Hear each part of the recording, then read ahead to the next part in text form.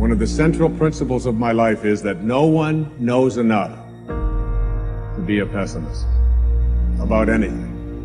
And that each and every one of us, when we close our mind to what is possible for us or what is possible for humanity, closes off the genius that resides and lives in each and every one of us.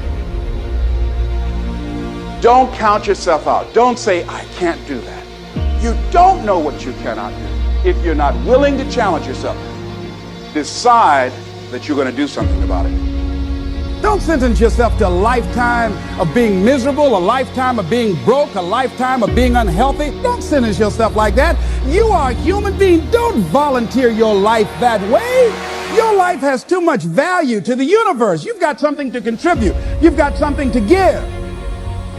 Develop the ability to act, take action. Not hasty if it isn't required, but don't lose much time. Here's the time to act. When the idea is hot and the emotion is strong. That's the time to act. Say, Mr. Ron, I'd like to have a library like yours. See if you feel strong about that. What you got to do is get the first book and then get the second book. Before the feeling passes and before the idea gets dim, action pronto, action immediate, action as soon as possible. Because if you don't, here's what happens. We call it the law of diminishing intent. We intend to when the idea strikes us. We intend to when the emotion is high. But now if you don't translate that into action fairly soon, now the intent starts to diminish. And a month from now it's cold. A year from now, can't be found. So act, set up a discipline when the emotions are high and the idea is strong and clear and powerful. That's the time to set up the discipline. Character is not something we inherit. Character is something we got to wake up every single day. We got to fight it. We got to build it. Right? In the midst of adversity, in the midst of challenges, in the midst of successes, in the midst of failures, we got to get up every single day. We got to fight for peace. Right? We got to fight for happiness. We got to fight for joy. The people in life that win play offense, not defense. Stop backing into everything. Stand up. Bow your back a little bit. Start to walk a little different. Start to be that best version of you. You need to get obsessed. You got to get relentless. You got to be a road dog. You got to get intense. You got to have a permeating attitude that you're going to win. You got to have a positive outlook. You got to be optimistic. You got to know you're going to win. You got to, right now, you got to say, I'm going to win. I'm going to win. My life is going to win. There's going to be a victorious life here. Because listen to me, the price you pay for losing here is too extreme. You have to carry the burden of failure the rest of your life.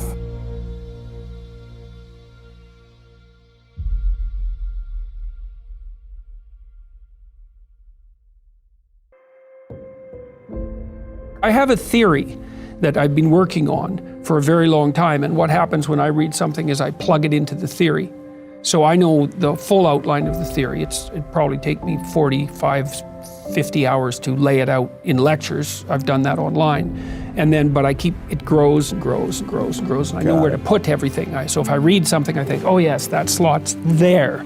And so you store it as well. If somebody asks you a question, you need to use that fact. You have it somewhere stored where you bring it in and say, okay. But it has to be related to this work that I've been doing over time. Got it. It's kind of like, there's this technique called memory castle that people have used for centuries to remember things. And so what you do is you sit and you imagine might be a place that you know, like a geographic place, a house.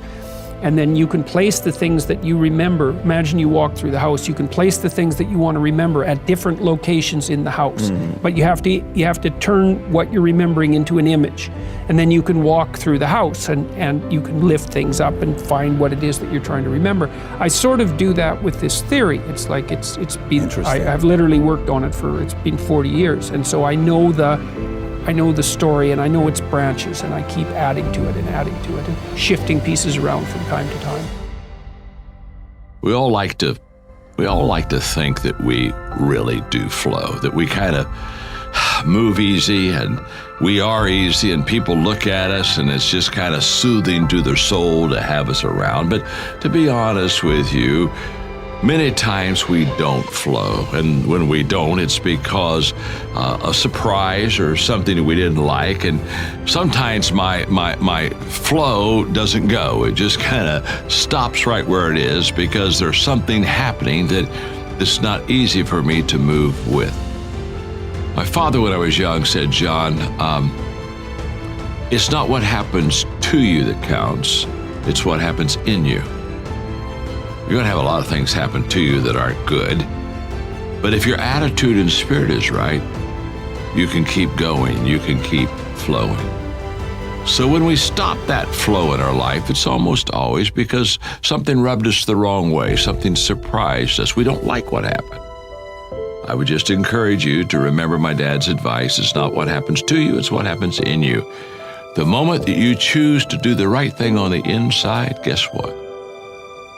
You begin to flow. Sticking with your good habits is extremely hard because they're boring. So whenever something is boring, it's because somebody's pursuing something that they actually don't give a shit about. And that's the problem. So for instance, eating healthy food all the time isn't thrilling in the way that, say, eating a bag of Oreos is, or black licorice, which is a personal favorite of mine, or fried food, which is truly my weakness. That stuff is fun, man. You want to talk about a dopamine cascade? I could take a random Tuesday and make it feel like a Saturday night just by deciding that I'm going to cheat on my diet. Now, I don't do that. I cheat maybe twice a year.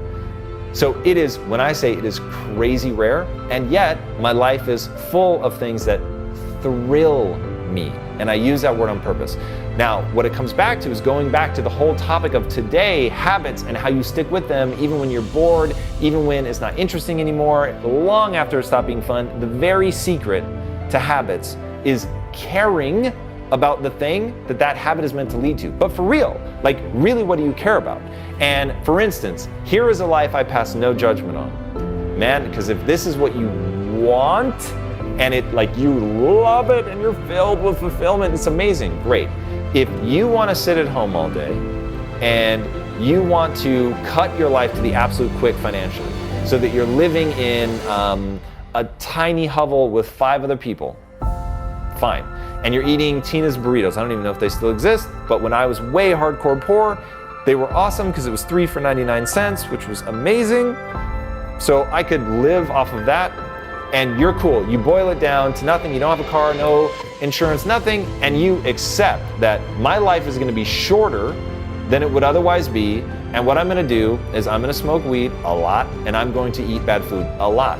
Man, respect. Like if you do it with your eyes wide open and you're loving it and you're having a great time, the only reason that you never hear me talk about that stuff is from my experience, from what I've seen of other people, the only thing that gives the human animal the best feeling, which is to feel good about yourself when you're by yourself, is to do the hard things and to do things that bring fulfillment. And the things that bring fulfillment are often born of momentary suffering, but they allow you to get stronger in order to serve other people. That's it. That's just what I've seen.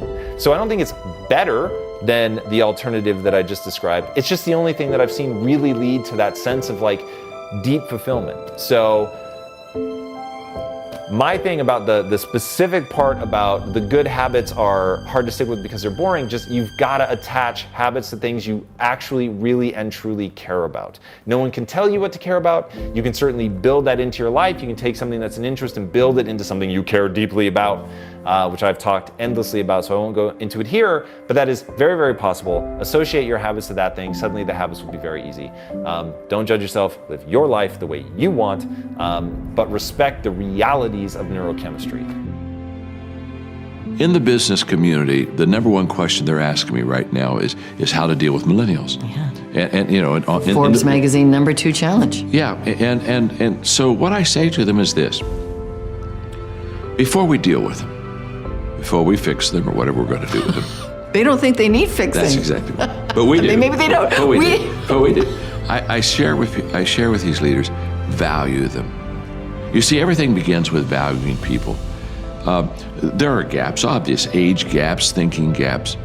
But the first thing you have to do is you have to find common ground. And the common ground that I find with people is I value them, period. No strings attached. regardless of age, regardless of anything. I value them. That's kind of Jesus-like. That's what he did in the Gospels. Now, the moment that you value a millennial, you find some common ground, you can then begin to have some understanding, of which I say it's our responsibility as elders, seniors, to understand them first, instead of making sure they understand us.